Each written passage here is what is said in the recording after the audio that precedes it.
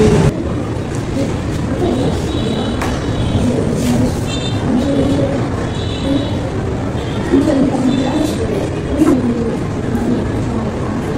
না তারপরে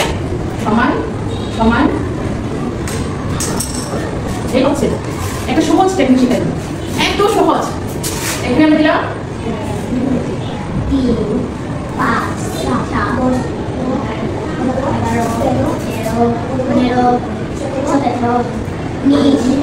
ঠিক আছে এখন কোনটা দিব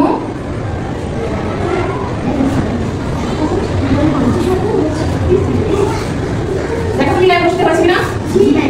প্রথমে কি করবা সব কিছু শুনতে লাগবে থেকে মিস করবেন তো